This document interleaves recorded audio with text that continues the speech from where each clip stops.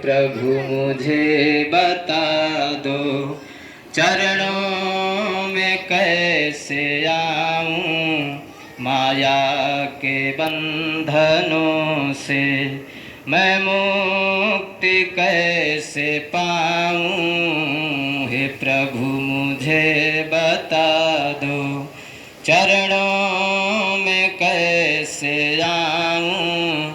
ना जानू कोई पूजन, अज्ञान हूँ मैं भगवन, ना जानू कोई पूजन, अज्ञान हूँ मैं भगवन, करना कृपा दयालु, करना कृपा दयालु, बंधन से छूट जाऊं, हे प्रभु मुझे बता दो, चरणों में कैसे आऊं, हे प्रभु मुझे बता दो।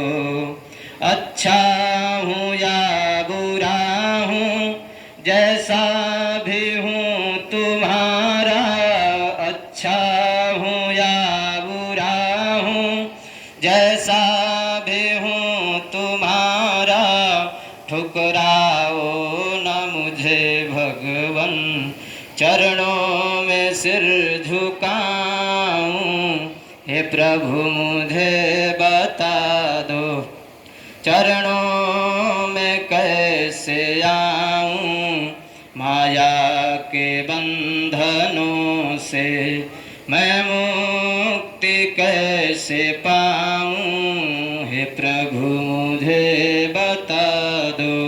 बोलिए भागवत महापुराण की। परम मंगलमय भागवत स्वरूप श्रीमद् भागवत महापुराण सप्ताह ज्ञान यज्ञ। कल हमने श्रवण किया था कि परीक्षित को 7 दिन में मरने का श्राप मिला। तत्रा भगवत भगवान व्यासपुत्रः, भगवान बोले साक्षात मानो भगवान ही अपने भक्त पर कृपा करने के स्वरूप में सुखदेव जी के रूप में प्रकट हो गए। परीक्षित जी पूजन करके दिव्य आसन पर सुखदेव जी को बिठाया। परीक्षित जी ने सबसे पहला प्रश्न किया, आप योगियों के भी परम गुरु हैं, सिद्ध संतों के स्मरण मात्र से ही पाप समन हो जाते हैं, किम पुनरम दर्शनम स्पर्श, चरणों तक अगर मिल जाए तो क्या कहने। सबसे पहला प्रश्न किया परीक्षित जी ने, जैसे हम मरण प्रश्न बारीने ने ते प्रश्न, परीक्षित तुम्हारे प्रश्न बोले कि जैसे कोई मरणासन्न हो, अगर 7 दिन में जिसको मरने का श्राप हो तो उसको क्या करना चाहिए। परीक्षित जी ने तुम्हारे प्रश्न बहुत ही उत्तम है। क्यों? क्योंकि तुमने केवल अपने लिए ही प्रश्न नहीं पूछा, अपितु प्रतो लोक हितम नृपः, कि आपने सबके हित के लिए प्रश्न पूछा, क्योंकि 7 दिन में ही सबको मरना है, 7 दिन से अलावा और कोई दिन नहीं। इसलिए प्रतो लोक हितम नृपः, लोग आप जो जैसा जाएगा, राजा आया है सो जाएगा, राजा रंग फकीर, जो भी आया है उसको 7 दिन में ही जाना। तो देखो परीक्षित, जो मृत्यु से अभय चाहते हो, जो मृत्यु से अभय चाहते हो तो सिर्फ एक काम कर लेना चाहिए। तुम मृत्यु से अगर डरते हो तो मृत्यु जिससे डरती हो उसको अपना परिचय निकाल लो। जैसे कि आप अगर मृत्यु से डरते हैं तो मृत्यु जिससे डरती है उससे अपना परिचय निकाल लो। जैसे बोले कि कोई दरोगा जी आगे डंडा लेके डराने लगे, बोले कि तो अगर दरोगा जी से डर रहे हैं तो उनसे जो कोई ऊपर अधिकारी है तो उनसे अपना परिचय निकाल लो, तो दरोगा जी के अंदर से जो हमारी डर है वो डर बिल्कुल भग जाएगी। इसलिए बोले कि जो अगर मृत्यु से डरना है तो मृत्यु किससे भगेगी, तो बोले मृत्युश्चरत मत भयाता मौत सुरती च माधव। बोले तो अगर मृत्यु जिससे डरती है तो मृत्यु किससे डरती है, काल किससे डरेगा, महाकाल से। और मृत्यु किससे डरती है, माधव से। तो बोले कालम महाकाल कालम कृपालम, तो काल का भय दूर हो जाएगा। इसलिए परीक्षित भगवान से अगर नाता जोड़ लो तो मृत्यु का डर अपने आप आपके भीतर से समाप्त हो जाएगा। तो बोले संबंध कैसे बनाएं, श्रोतव्य कीर्तितव्य स्मरतव्य। बोले श्रोतव्य या कीर्तितव्य या स्मरतव्य, भगवान की सुंदर सुंदर कथा का श्रवण करो, जिससे उनकी महिमा का ज्ञान हो जाएगा। और जब महिमा का ज्ञान हो जाए तो तुम भी उनकी महिमा का श्रवण करो, सुनो और सुनाओ। और जब सुनने सुनाने के लिए कोई न दिखे तो स्मरतव्य, तब अगर कोई न दिख रहा है सुनने या सुनाने के लिए तो स्मरतव्य, यानी अकेले में एकांत में बैठ के भगवान का स्मरण करो। तो एकांत में बैठकर उनका स्मरण करो, ध्यान करो। महाराज ध्यान कैसे किया जाता है? परीक्षित जी बोले महाराज ध्यान कैसे किया जाता है? ध्यान का भी तो कोई उपाय होगा। सुखदेव जी वो कहते हैं कि सबसे पहले ध्यान करने वाले के लिए 4 बातों का अभ्यास करना चाहिए। अगर ध्यान करना है भगवान का तो उसको सबसे पहले 4 बातों का अभ्यास कर लेना चाहिए। बोले क्या? सबसे पहला बात बताए कि आसन को जीत लो। जितासनेन जितश्वासो जितसंगो जितेंद्रियः, कि जितशासनो यानी कि एक आसन पर बैठने का अभ्यास करो। जैसे अगर पलथी मार करके बैठ गए तो एक ही आसन पर ही बैठे रहे, क्योंकि आसन जब हटता है तो मन का जो भंगता होती है वो भंग हो जाता है, वो मन नहीं लगता है, फिर भंगता अपने आप आ जाती है। ऐसा आसन लगाओ कि एकदम सीधा, रेणु हमेशा सिद्ध हो, ताकि एक जैसे बताते हैं पद्मासन, गायत्री जी का स्मरण करने के लिए पद्मासन लगाओ तो उससे एकदम उसी पे नजर रहेगी।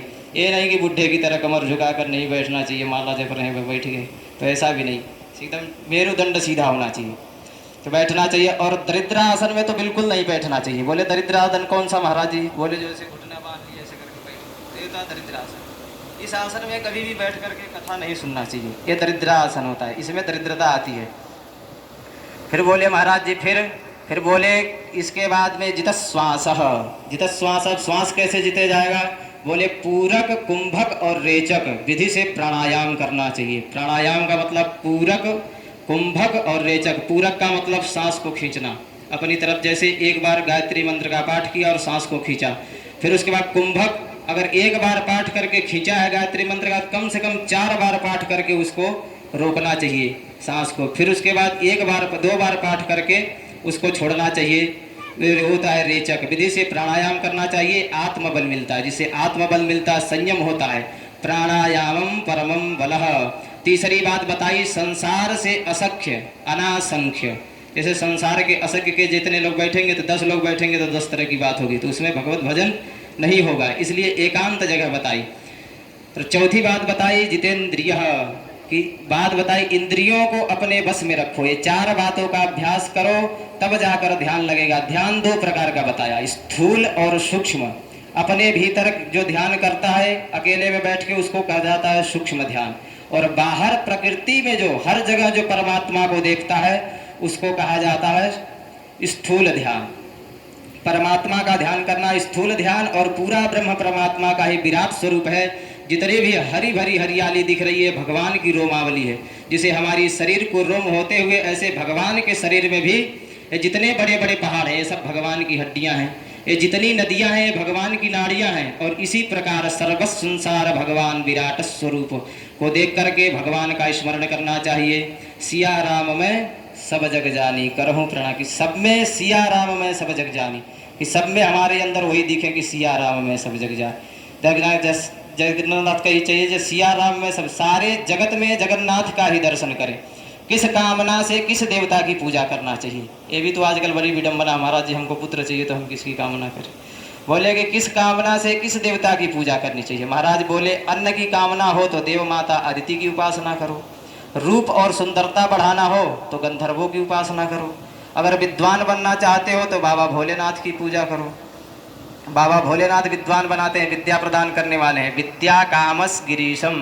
अगर पति पत्नी में हमेशा झगड़ा हो जाता है, जैसे कभी वो मुँह फुला उधर बैठेंगे, बोले इसके लिए क्या करना चाहिए हमारा, जिससे दाम्पत्य जीवन सुखी हो? तो बोले कुछ नहीं चाहते हो तो माता पार्वती का अर्चना करो। और बोले अगर कुछ नहीं चाहते हो तो फिर बंसी वाले की उपासना करो। बोले क्यों? बंसी वाले की उपासना से कुछ नहीं मिलेगा क्या? बोले नहीं नहीं, ऐसी बात नहीं है। वृक्ष के पत्तों को सींचना, डाली को सींचना या फल को सींचना, ये सब अगर शाखाओं को सींचना, फल फूल को सींचना, सब छोड़कर केवल उसके जड़ में पानी डाल दो तो सबको पानी मिल जाएगा। यथा तरोक्तम निश्चिन्य तृप्तति तप्यम बुभोज्य शाखा। वृक्ष की जड़ में पानी देने से तनय शाखा जैसे हरी भरी हो जाती है, जैसे सबको जल मिल जाता है, ऐसे ही मूल में भगवान श्री हरि नारायण, उनकी पूजा कर लो तो सारे देवी देवता की पूजा हो जाती है, मनोरथ भी सब सिद्ध हो जाते हैं। अच्छा प्रभु तो बताओ भगवान ने ये संसार बनाया कैसे? बोले प्रभु जब इस संसार को इन्होंने वर्णन कैसे किया है, संसार कैसे बना? तब सुखदेव जी को याद आई कि हमने कथा तो प्रारंभ कर दी पर मंगलाचरण नहीं किया। तब बोले तपासिनो दान पराय शिशिन्नो मनुष्यनो मंत्र यदा सुभंगम क्षेमं न विन्द्यन्ति विना न दर्पणं तस्मै सुभद्राशे नमो नमः। बोलिए सुखदेव जी कहते हैं कि कोई कितना बड़ा तपस्वी यशस्वी क्यों न हो, महादानी मानी हो, पर जब तक भगवान के चरणों में आत्मसमर्पण नहीं करेगा तब तक कल्याण नहीं हो सकता, चाहे कितने बड़े साधक बने रहो। क्षेमम न विंजंती विनाय दर्पणम, ऐसे प्रभु के चरणों में हम बारंबार प्रणाम करते हैं। सुभद्र सबसे, सुभद्र सबसे का मतलब होता है जिसका यश मंगलकारी हो, जिसका श्रवण करते ही श्रोता का मंगल कारण हो जाए, ऐसे भगवान को सुभद्र सबसे।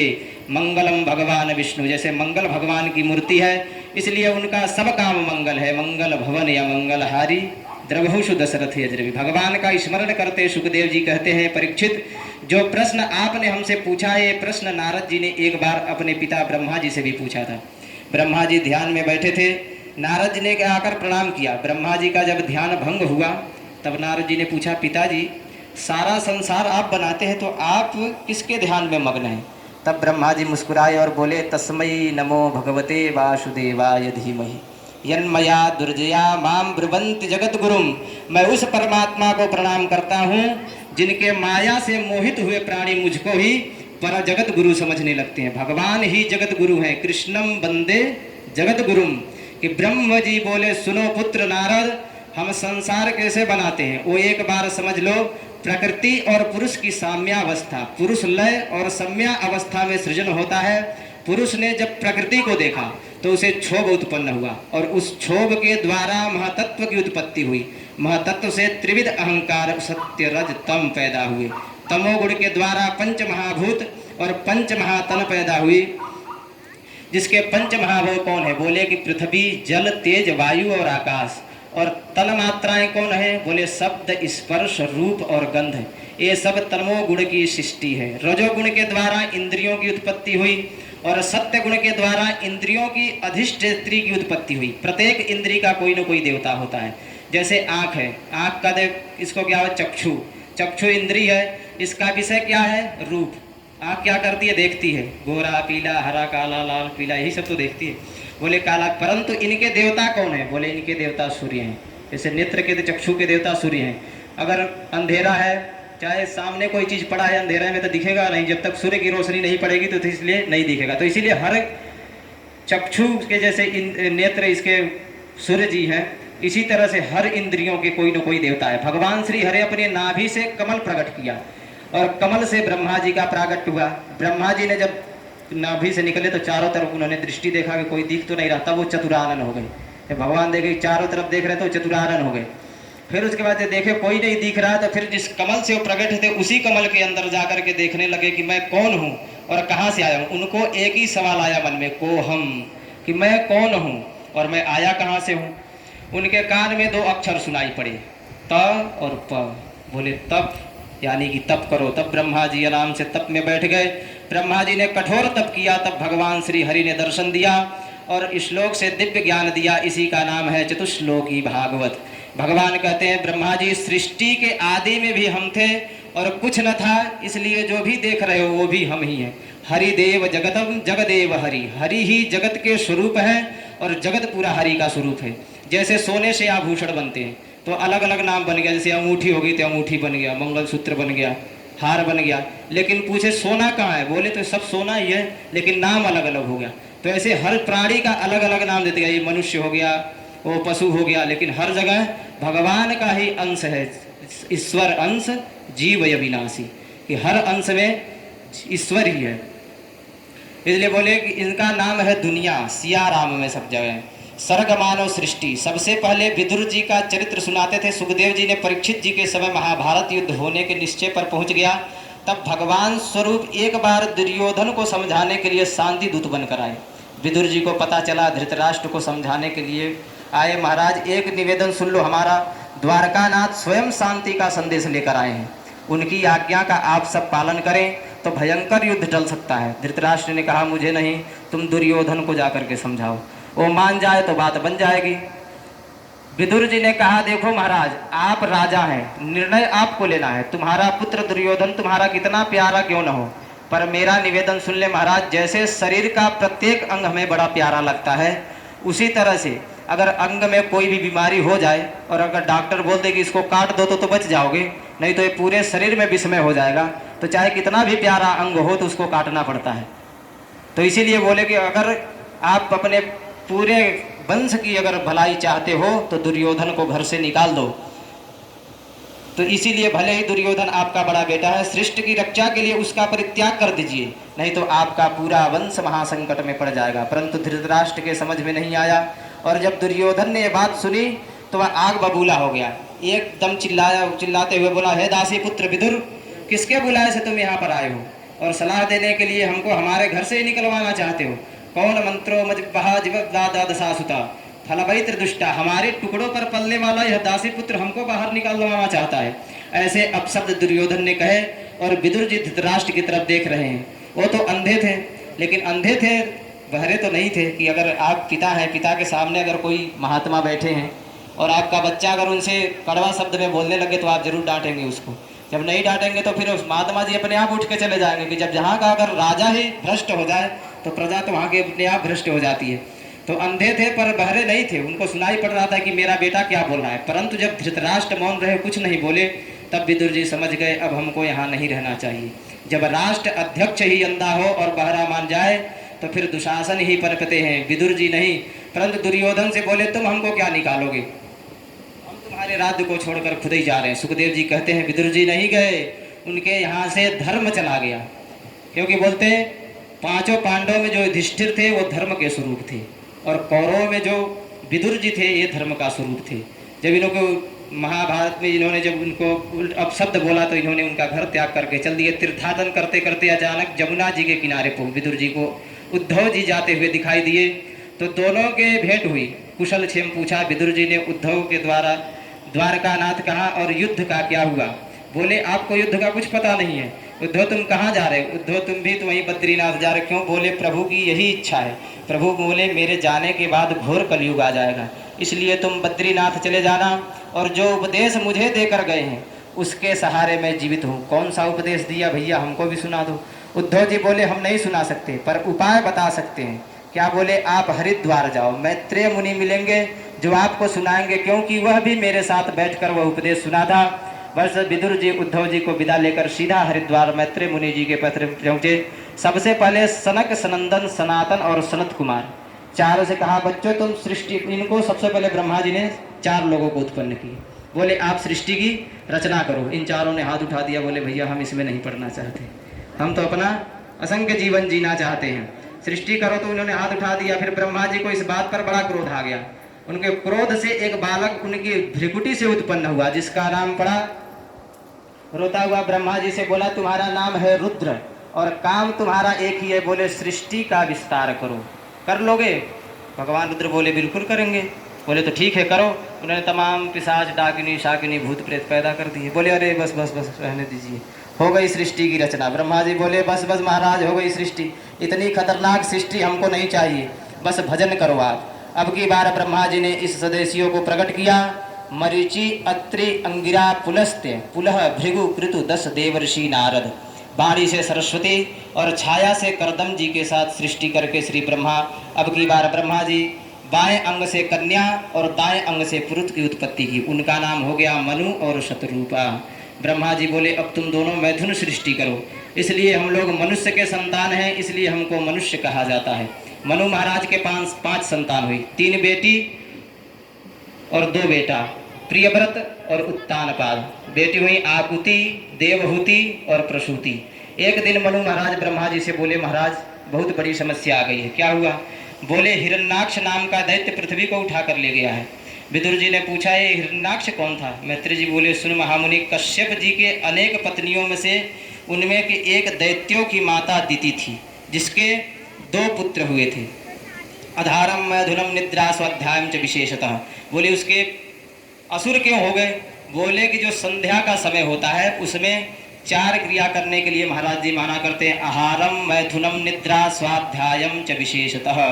बोलिए कि जो सायंकाल का समय होता है जब सूर्य भगवान डूबने को आते हैं तो उस समय 4 काम नहीं करना चाहिए। सबसे पहले आहारम, भोजन नहीं करना चाहिए, नहीं तो दरिद्रता आती है। मैथुन अगर किया जाए तो उससे राक्षसी प्रवृत्ति के पुत्र पैदा होते हैं। निद्रा नहीं करना चाहिए, निद्रा सोना नहीं चाहिए। स्वाध्यायम च विशेषतः, जो पढ़ा हुआ है उसका स्वाध्याय नहीं करना चाहिए, नहीं तो जो अंदर के रहता है वो सब विस्मय हो जाता है।